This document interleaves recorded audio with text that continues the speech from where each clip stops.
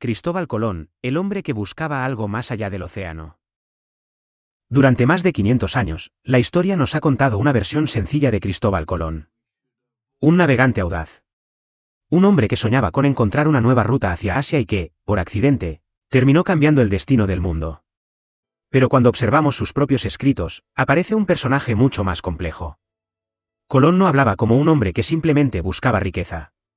Hablaba como alguien convencido de tener una misión. Una misión escrita antes incluso de embarcarse. Estaba convencido de que el océano escondía una tierra desconocida y de que su viaje formaba parte de un plan mayor. Para entender al verdadero Colón debemos empezar no con barcos, sino con una profecía. Cristóbal Colón era un hombre profundamente religioso, pero su relación con la fe era diferente a la de la mayoría de personas de su tiempo. No veía la Biblia únicamente como un libro espiritual, la veía como un mapa del futuro. Estudió durante años las profecías del Antiguo Testamento, el Apocalipsis y los textos medievales que intentaban interpretar el destino de la humanidad. En sus documentos escribió cientos de referencias bíblicas, y llegó a crear una recopilación conocida como el Libro de las Profecías. Allí defendía una idea sorprendente: Dios lo había elegido para realizar un viaje que cambiaría la historia. Incluso su propio nombre parecía confirmar su destino. Cristóbal significa portador de Cristo. Para él, aquello no era una coincidencia, era una señal. La obsesión de Colón no terminaba con encontrar una nueva ruta comercial. Su pensamiento estaba unido a una antigua creencia medieval. Muchos europeos creían que existían lugares perdidos mencionados en las escrituras. Tierras donde podían encontrarse riquezas extraordinarias. Para Colón, encontrar esas riquezas tenía un propósito religioso. Creía que el oro obtenido de sus viajes podría financiar una futura cruzada para recuperar Jerusalén. Incluso en sus últimos años continuó buscando señales que confirmaran que había cumplido una misión divina. Esta mezcla de navegación, religión y destino convirtió a Colón en un personaje único. Un hombre capaz de cruzar un océano no solamente porque podía hacerlo, sino porque estaba convencido de que debía hacerlo. Antes de convencer a los reyes de financiar su expedición, Colón acumuló algo que para él eran pruebas.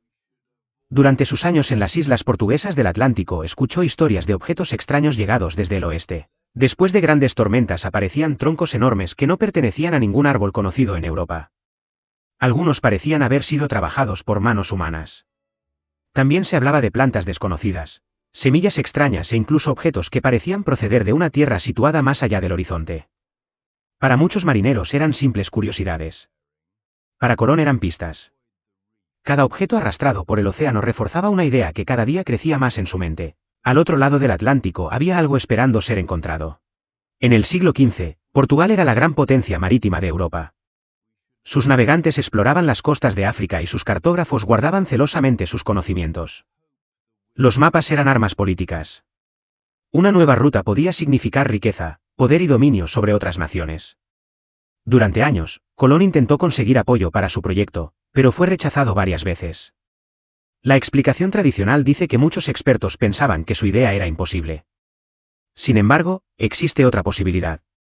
Quizá el problema no era que Colón estuviera equivocado. Quizá algunas personas sabían más de lo que estaban dispuestas a revelar. En un mundo donde los mapas podían cambiar imperios, el mayor secreto era aquello que todavía no aparecía dibujado. Colón utilizó los conocimientos geográficos disponibles en su época y las ideas del astrónomo Paolo Toscanelli. Sus mapas mostraban una ruta hacia Asia navegando directamente hacia el oeste. Pero había un problema. Aquellos mapas contenían errores enormes. La distancia del océano estaba calculada demasiado corta y muchas islas representadas no existían. Colón estaba navegando hacia lugares que técnicamente solo existían sobre un pergamino, y sin embargo ocurrió algo extraordinario. Un mapa equivocado acabó llevándolo hacia una tierra real. Una tierra que nadie en Europa esperaba encontrar. Pero antes de llegar hasta ella, tendría que convencer a unos monarcas de apostar su futuro en una idea que parecía imposible. Cristóbal Colón llegó finalmente ante los reyes católicos. Su propuesta parecía imposible. Viajar hacia el oeste para llegar al extremo oriental de Asia atravesando lo desconocido. Muchos expertos consideraban que sus cálculos eran demasiado optimistas. La distancia era mucho mayor de lo que Colón creía. Pero había algo que diferenciaba a Colón de otros aventureros. No hablaba como alguien que tenía una teoría. Hablaba como alguien convencido de poseer una misión. Para Isabel de Castilla, apoyar aquel proyecto era una apuesta arriesgada. Podía convertirse en una de las mayores victorias de la corona, o en un enorme fracaso. Finalmente, en 1492, los monarcas aceptaron financiar la expedición. El destino de Europa estaba a punto de cambiar. El 3 de agosto de 1492, 3 pequeñas embarcaciones abandonaron el puerto de Palos. La Santa María, la Pinta y la Niña. A bordo viajaban alrededor de 90 hombres. No eran una flota poderosa. Eran 3 barcos de madera entrando en un océano que todavía guardaba más preguntas que respuestas. Para muchos marineros, aquella expedición era una locura. Existían historias sobre monstruos marinos, aguas interminables y lugares donde los barcos desaparecían para siempre. Pero mientras la costa europea se alejaba lentamente, Colón miraba hacia el horizonte con una seguridad inquietante. Él no creía estar entrando en lo desconocido. Creía estar acercándose a un destino que ya estaba escrito. Los primeros días fueron engañosamente tranquilos, pero pronto surgió el peor enemigo, la incertidumbre. No había tormenta. No había piratas. Solo un horizonte vacío. Cada amanecer sin tierra aumentaba el terror. Los marineros miraban el océano infinito y se preguntaban si alguna vez volverían a casa. Muchos creían que ya era demasiado tarde para regresar. En septiembre, el pánico se desató, las brújulas enloquecieron. La aguja ya no señalaba el norte verdadero. ¿Estaban entrando en tierras malditas? ¿Había Dios abandonado a estos navegantes? Colón, con el rostro endurecido, comprendió que el miedo podía hundir la expedición antes que cualquier ola. Decidió ocultar la verdad, y mentir para salvarlos a todos. La noche del 11 de octubre de 1492, después de más de 2 meses de viaje, ocurrió un momento que quedaría rodeado de misterio. Colón afirmó haber visto una pequeña luz moviéndose en la oscuridad. Una señal débil casi imposible de distinguir. Horas después, en la madrugada del 12 de octubre, Rodrigo de Triana gritó desde la Pinta: «¡Tierra!». Habían llegado a un nuevo continente. Sin embargo, el momento tendría una primera controversia. La corona había prometido una recompensa para quien avistara tierra primero. Pero Colón afirmó que él había visto aquella luz antes. De esta manera reclamó el reconocimiento para sí mismo. El primer capítulo del encuentro entre dos mundos comenzó con una disputa por quién había visto primero la señal. Cuando los españoles llegaron a aquellas playas, ninguno de los dos grupos podía comprender completamente lo que estaba ocurriendo. Para los europeos era el descubrimiento de una tierra desconocida. Para los habitantes del Caribe era la llegada de seres extraños venidos del mar. Los taínos observaron sus armaduras, sus armas y sus barcos con una mezcla de curiosidad y sorpresa. Algunos cronistas describieron cómo tocaban las barbas de los españoles, intentando entender qué eran aquellos rostros tan diferentes. Durante miles de años, dos poblaciones humanas habían evolucionado separadas por un océano inmenso y ahora estaban frente a frente. Aquel encuentro cambiaría la historia del planeta. Para algunos sería el comienzo de una nueva era y para otros, el inicio de una tragedia. Desde el primer momento, Colón buscó una señal. Quería encontrar las riquezas que, según las antiguas tradiciones, habían pertenecido al rey Salomón. Para Colón, el oro no era únicamente un símbolo de poder. Tenía un propósito religioso. Creía que aquellas riquezas podían financiar una gran cruzada para recuperar Jerusalén. Por eso, cada pequeño fragmento de oro encontrado entre los pueblos indígenas era interpretado como una confirmación. La tierra que había encontrado debía conducirle hacia grandes tesoros. La realidad era mucho más grande que su propia imaginación. El 25 de diciembre de 1492, ocurrió uno de los momentos más simbólicos del primer viaje. La Santa María, el barco principal de la expedición, quedó atrapado en los arrecifes y terminó destruido. Para Colón, aquello no fue un simple accidente. Lo interpretó como una señal. La pérdida del barco permitió utilizar sus restos para construir el primer asentamiento europeo en América. Lo llamó la Navidad. Para él, el nombre tenía un significado profundo. Un nuevo mundo estaba naciendo en una fecha sagrada. Pero aquel primer asentamiento también representaba el inicio de una transformación irreversible. Cuando europeos e indígenas intercambiaron alimentos, objetos y animales, también comenzó otro intercambio mucho menos visible. Microorganismos. Durante miles de años, los habitantes de América y Europa habían vivido separados. Sus cuerpos habían desarrollado defensas diferentes frente a las enfermedades. Con los barcos llegaron nuevos animales, nuevas costumbres y nuevos virus. La mayoría de los protagonistas de aquel encuentro no comprendía lo que estaba ocurriendo. Nadie podía ver al enemigo. No tenía espada, no tenía bandera, no tenía rostro, pero sus consecuencias serían enormes. El encuentro entre ambos mundos no solamente cambiaría mapas y reinos, también cambiaría la población del planeta. Cuando regresó a América, Colón ya no era solamente un explorador. Era gobernador. Y ahí comenzó la parte más controvertida de su historia. La administración de la Española estuvo marcada por conflictos, castigos severos y luchas internas. Los colonos españoles comenzaron a rebelarse contra su autoridad, y muchos indígenas fueron obligados a entregar tributos y trabajar para los nuevos gobernantes.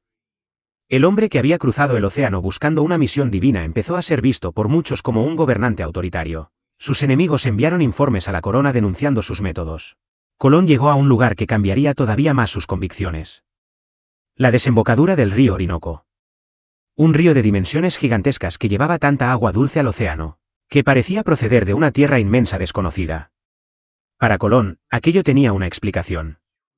Según sus interpretaciones bíblicas, el paraíso terrenal debía encontrarse en algún lugar de Oriente. Pero un lugar tan extraordinario solo podía significar una cosa: había encontrado la entrada al jardín del Edén. No era una metáfora, Colón realmente consideró esa posibilidad. Su viaje había dejado de ser solamente geográfico, se había convertido en una búsqueda espiritual. La caída de Colón fue tan rápida como su ascenso. Las acusaciones contra su gobierno llegaron hasta la corona. En 1500, un enviado real llamado Francisco de Bobadilla llegó a la Española para investigar. Colón fue arrestado y enviado de regreso a España encadenado. El hombre que había sido recibido como un héroe por los reyes católicos volvía ahora como un prisionero. Algunos le pidieron que aceptara la pérdida de sus privilegios. Pero Colón seguía convencido de que su misión era justa. Para él, las dificultades no demostraban que estaba equivocado. Eran simplemente pruebas que debía superar. Durante su último viaje, Colón quedó atrapado en Jamaica. Sus barcos estaban dañados y sus hombres necesitaban alimentos. La relación con los habitantes de la isla era cada vez más complicada. Entonces utilizó uno de sus conocimientos más valiosos, la astronomía. Colón sabía que se aproximaba un eclipse lunar gracias a las tablas astronómicas europeas. Aprovechó ese conocimiento para anunciar que Dios estaba enfadado con quienes no ayudaban a los españoles. Cuando la luna comenzó a desaparecer lentamente, muchos indígenas quedaron impresionados. Después, cuando el eclipse terminó, Colón aseguró que Dios había escuchado sus plegarias. Gracias a esta estrategia consiguió mantener con vida a su tripulación. Una vez más, las estrellas se convirtieron en una herramienta de poder. Cristóbal Colón cambió el mundo para siempre, pero nunca supo realmente lo que había hecho. Hasta el día de su muerte, siguió convencido de que había llegado a Asia. Para él, aquellas tierras eran solo una parte desconocida de Oriente. Mientras otros exploradores comprendían que se trataba de un nuevo continente, Colón se negó a aceptarlo. El hombre que abrió las puertas de una nueva era fue incapaz de ver la verdadera magnitud de su propio descubrimiento. El 20 de mayo de 1506, murió en Valladolid, lejos de la gloria que soñó. De héroe a prisionero, terminó sus días luchando por recuperar lo que había perdido. Sin embargo, aunque su cuerpo desapareció, su nombre quedó grabado para siempre en la historia como el hombre que se atrevió a cruzar el océano, y cambió el rumbo de la humanidad. Pero la historia de Colón no terminó con su muerte. Sus restos emprendieron un último y legendario viaje a través del océano, de Valladolid a Sevilla, luego a Santo Domingo, La Habana y de vuelta a Sevilla. Durante siglos, el mundo disputó dónde descansaban los huesos del gran almirante. Una ironía épica para el hombre que nunca dejó de navegar, ni siquiera después de muerto. Cristóbal Colón fue muchas cosas a la vez: un navegante visionario, un guerrero de la fe, un explorador capaz de desafiar lo imposible, y también un hombre de su tiempo, lleno de luces y sombras. 5 siglos después, una pregunta sigue resonando con fuerza. ¿Era un elegido del destino? ¿Un visionario que interpretó las señales que otros ignoraron? ¿O simplemente un hombre que, sin saberlo, abrió las puertas de un nuevo mundo? Lo que sí es innegable es esto: Colón no cambió la historia porque encontró lo que buscaba, sino porque descubrió algo que nadie en el mundo sabía que existía.